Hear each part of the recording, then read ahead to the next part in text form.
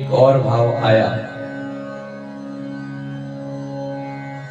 विचार किया कि अब तो देवकी का विवाह कर देना चाहिए।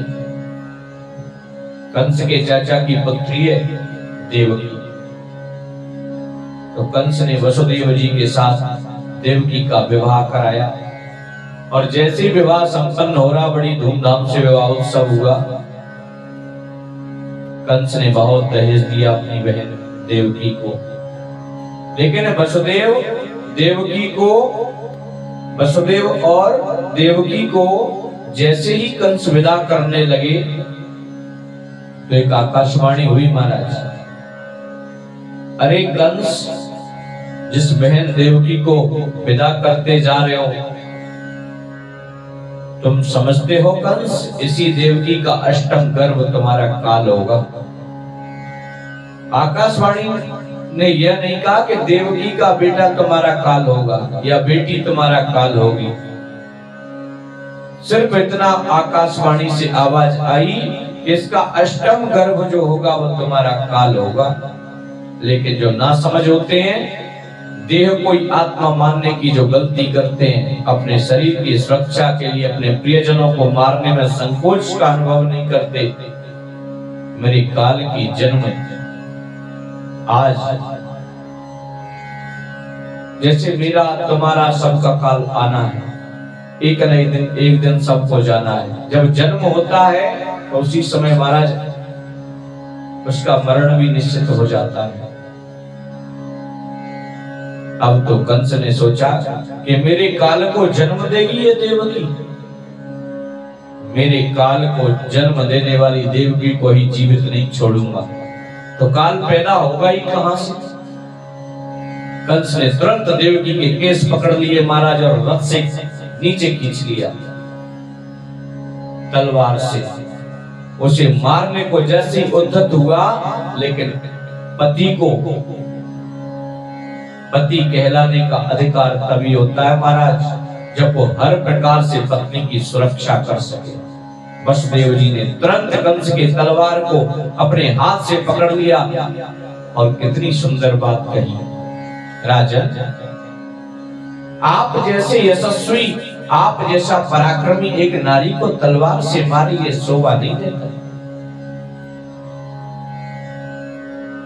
एक तो देवकी आपकी बहन है और दूसरी बात परम लाडली भी है आपकी।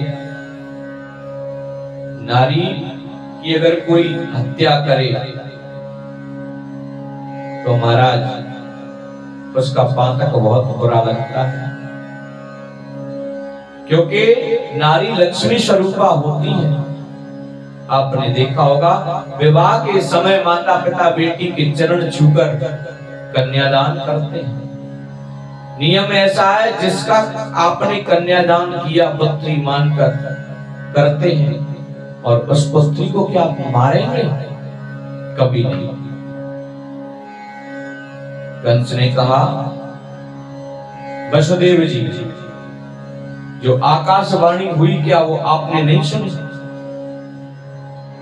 मेरे काल को जन्म देने वाली ये देवकी है, और इस देवकी को ही मैं मार दूं तो मेरे काल का जन्म ही नहीं होगा। जो मुझे मारेगा उसका जन्म ही नहीं होगा। वसुदेव ने सुंदर बात कही। एक बात और आपसे कहूं, दुनिया की हर चीज झूठी है, यदि संसार में सत्य कोई चीज है तो वो है मौत। हाँ महाराज, संसार में सब कुछ झूठा है, अगर सच्चा है तो सिर्फ मौत। मौत जरूर आएगी महाराज, ये सत्य है।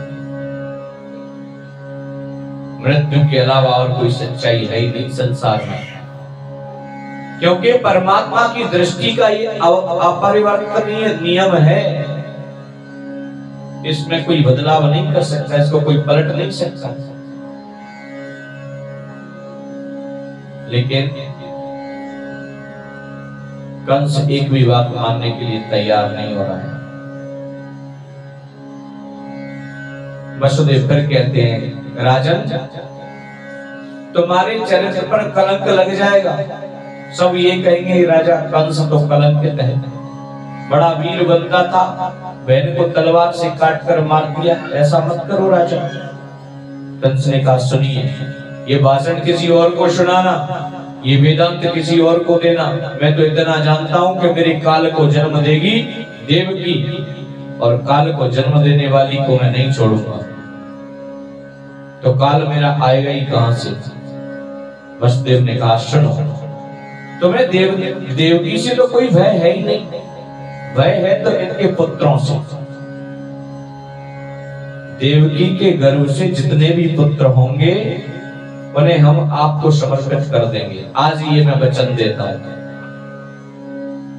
लेकिन देवकी को मत मारो, इसे छोड़ दो। कंस ने कहा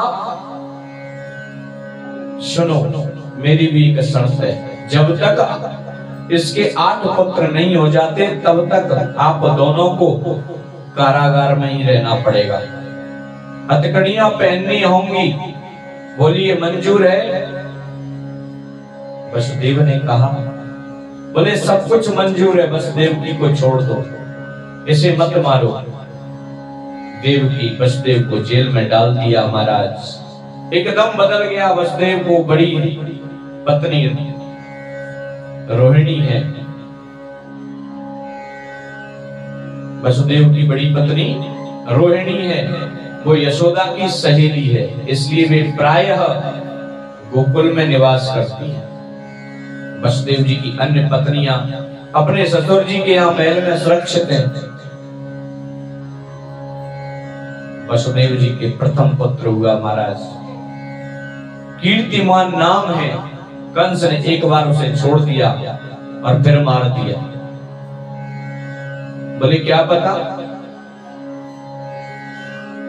यही मेरा काल हो जाए, लेकिन आकाशवाणी में तो ये हुआ था कि अष्टम गर्भ होगा, वो कंस का काल होगा। अब तो उसको भी मार दिया। देवकी का दूसरा पुत्र हुआ, उसी को भी कंस ने मार दिया। एक एक करके देवकी के 6 पुत्रों को मार दिया। महारानी देवकी के गर्भ में 7वां बालक आया और मेरे नारायण के मन में बड़ी चिंता हुई। प्रभु ने सोचा माता देवकी के गर्भ में जो 7वां बालक है, ये तो मेरे लक्ष्मण जी हैं, ये तो मेरे शेषनाग हैं, परंतु महाराज कंस तो जन्म लेते ही मारने चले आते हैं, इसलिए शेष को बचाना चाहिए। प्रभु ने योग माया को बुलाया। महाराज यही लक्ष्मण जी आज चंद्र वंश में बलराम बनेंगे, सूर्य वंश में ये लक्ष्मण जी थे। अब तो महाराज परीक्षित ने पूछा क्यों गुरुवर, रामचरित्र में जब छोटे भैया थे तो ये बड़े भैया क्यों बनकर आ रहे हैं? कहते हैं छोटे भाई बनकर राम की सेवा मन के मुताबिक नहीं कर पाए, इसलिए भगवान राम 14 वर्ष के लिए जब वन में गए तो राम जी सो रहे थे, तो उनको लक्ष्मण जी पंखा झल रहे थे। महाराज पंखा हिला रहे थे। राम जी की नींद खुली, लक्ष्मण तुम अभी सोए नहीं? बड़ा सुंदर जवाब दिया, थोड़ी सेवा और कर लूं भैया, फिर मैं सो जाऊंगा, आराम कर लूंगा। क्योंकि ऐसा बताते हैं कि महाराज लक्ष्मण जी वन में सोए नहीं, ऐसा बताते हैं। राम जी की फिर नींद खुली तो लक्ष्मण फिर भी सेवा करने लगे, सोए नहीं। लक्ष्मण ने कहा थोड़ी देर और सेवा कर लो, फिर सो जाऊं। राम जी ने कहा हम आपके बड़े भाई, हम जैसा जैसा करते हैं वैसा वैसा करो, चलो जाओ अब आराम कर लो। महाराज लक्ष्मण जी छोटे हैं, बड़े भैया की बात माननी पड़ेगी, इसलिए छोटा हूं इसलिए कुछ नहीं कह सकता, अगली बार बड़ा बनकर आऊंगा फिर बताऊंगा। अब वही लक्ष्मण जी यहाँ बलराम बनकर आ रहे हैं। भगवान ने योग माया से कहा देवकी के गर्भ में जो 7वां बालक है इसको तुम गोकुल पहुंचा दो। सुखदेव जी परीक्षित के दूसरे प्रश्न का जवाब दे रहे हैं। योग माया ने उस बालक को देवकी माता के गर्भ से निकालकर और रोहिणी के गर्भ में स्थापित कर दिया। और गुरुकुल में उस बालक ने जन्म ले लिया, इसलिए वो दोनों माताओं का पुत्र हो गया। कंस ने पूछा क्यों, सातवां क्या हुआ, पुत्र या पुत्री? सैनिकों ने कहा हमने सुना है महाराज सातवां बालक तो गर्भ में ही नष्ट हो गया।